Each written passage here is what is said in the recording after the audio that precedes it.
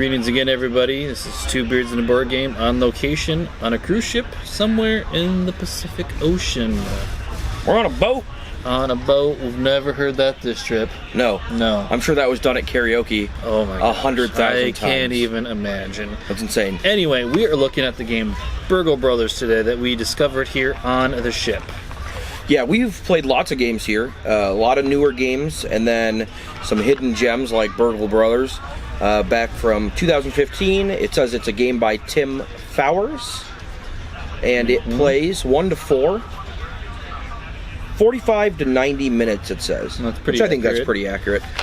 So this is a game where you are some thieves. Yep. And you're trying to rob a bank that is 3 floors. You have to find the safe each floor and kind of work your way around and not get caught. Yes, which is an easy concept in theory, but however in practice it was actually rather difficult. This game is difficult, and I mean, say it's difficult. I like difficult games, you know. Yes. It's fun to have a game that's a challenge. It is. This game does take up quite a bit of table space because if you're playing the normal game type, you've got 3 4x4 grids of tiles. It's a tile-based game where you're walking around and looking at new tiles and flipping tiles. Mm-hmm. And so it does take up a good amount of game space as far as that goes. But essentially what you're doing is there's like, I don't know, 6 or 7 different characters. They all have special abilities to help you get through the bank. And each floor, there's 3 floors. Each floor has a safe on it. Right. You've got to break open, grab a loot out of, and then once you have all the loots, you got to escape through the roof. Escape through the roof, right. So this is a game where a player takes his turn and then the security guard takes their turn. So there's a lot of strategy in figuring out what am I going to do, but I also have to keep in mind that he's heading potentially towards a teammate. Right. And if he crosses your path, or there's cameras and whatnot, there's various ways there's all you can kinds get of security caught, systems right? and stuff like that. So you have 3 times you can get caught, which kind of seems silly if you're thinking logically, because if you're Right. caught, you're caught. Right. However, it's a game, you can't just get caught once and be done. So with that said, there's a ton of strategy. There's a and ton of thinking strategy in this that has game. to be done I in this really game. like that aspect. One of my favorite aspects of this game is the way they made the security guard move. So you have a deck of cards for each floor that has a security guard on it. Each card, there's 1 for each essentially grid location on your 4x4 grid. You flip a card over and it'll show you what grid he's going to, and that's where he's going to go. And so then he's got a set amount of movement and he moves along, so you do know where he's going. But that oftentimes you'll still get caught, and a couple of times, Right. you know, the security guard will pass you, and then the second he gets to his destination, another card flips and he starts moving to that. So if you're 1 square away from him, he walked over you to get to your destination, and then you flip another card and he walks back over you, you've lost 2 of your 3 health essentially, Right. and you're 1 away from getting caught. And that happened to us Several times. I think we played this game maybe 6 times, and the first, second, third game, that happened quite often, just because getting used to like how to move around and stuff like that, and how to like kind of trick the security guard into going certain places. You can purposely set off alarms so they'll change their path and go around. Right. A lot of this game definitely revolves around how the tiles are laid down. Yes. Because if you get a favorable tile lie, it does make it easier where, like Frozie just mentioned, you can trigger some alarm to change the security guy's path, to throw him off your path so you can get a turn and get the heck out of the way. Sometimes there was a glut of things there, and it was so hard to try to do that, and there's different rooms that it takes 3 turns just to try to get in, or 3 actions rather. So, and we had 2 of those back to back. Yeah, we had 2 of those back to back one game. You know, so it can be really tricky. Yes, there's a lot going on in the game. There are event cards that you don't use all.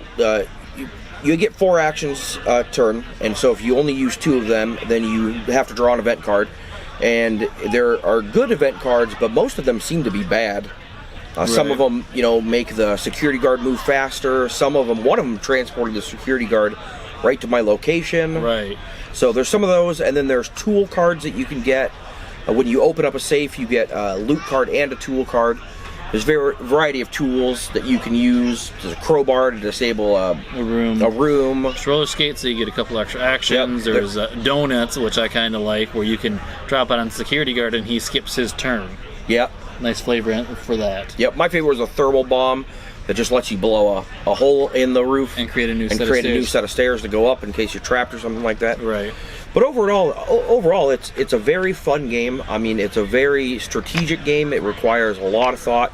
We lost 5 games in a row. Yeah, we finally won one game last night. Last night we won our last game barely. We ran and made it, but we played this almost all day yesterday. And I love this game. Right, it was definitely the hidden gem of the trip for us. I would say so. I had never heard of it previously. I don't know if it was just a Kickstarter game that just really didn't get pushed very far. And since we have no internet, we can't do any research on the game. We have so we're kind of flying blind. We have no idea. They have a game library here that's just a wall full of games, and so we were trying to just pick up games that we had never heard of and that looked interesting based off the boxes. And my wife grabbed this one, or maybe Caleb, I'm not even sure who grabbed this one. Somebody grabbed this one, and we sat down and played it with three players the first time, and then we started playing it with 4, and I feel like it was fun, and then we had to beat it. You had to beat it. We had to beat it. And there's actually, even, as far as replay value goes, I would say that might be my one criticism, is once you beat it, it might not be as fun to, like, go through and do it again. However, there is an expert mode. Right, but in reply to that, you shuffle up the tiles a lot. That is true. There are a lot of characters to use, and we only play with a max of 4. And I think, like Frozy said, I want to say, what is there? 9 characters. 9 characters. So, and each character has 2 sides. Right. There's an advanced side and a normal side. Advanced side. So there is replay value to try to find different characters and different combinations. And if you playing only 4 of the 9, there's several combinations of thieves to put together as a team. The tiles are they're shuffled up, and you only have a safe and a stair in each one. The rest of it is shuffled up and random. Right. So there is some definite randomness to the game to keep it new and fresh. That's true. And I mean, there is a lot of different loot as well, and the loot does stuff too. Right. And some of it's bad. Some of the loot is really bad. There was a chihuahua that barked as soon as you got it. Right. And you had to, like, roll a die every turn. If it was a 6 or something. It would keep on dropping alarms on it because it would bark. So, like, that's kind of cool. But you have to keep it with you, because to win the game, you have to get out of the building. You have to get out with the 3 loots. So we got, my loot that I got last night once was a cursed thing, cursed goblet, and it just took a health away, which is bad enough. It takes you down to 2, or if you pick it up when you're at 1, I guess you lose. But yeah, it's kind of fun because you have to take those out of the building. Right. So it's not like, oh no, I'm not going to carry the chihuahua around. But I would say, all in all, I would give it a 6 out of 7 Amish. I think I would echo an Amish rating for this as well. Yeah, I really liked it. I don't know how hard this is going to be to just pick up at your local game store. I have no idea. I've never seen it before, so I mean, if you want, check Amazon, eBay, something like that. I would imagine. Amazon is probably my best guess. They have about everything out there. You probably get it pretty cheap. I don't know. Normally we try to tell you what the MSRP is, but again, we pulled it off the shelf and started playing it. It's just a random pull, and it turned out to be a great one. Yep. BurgleBros.com. There you go, check it out. Thanks for watching the video, guys. We appreciate it. Go ahead and hit that like and subscribe button, and we'll see you next time.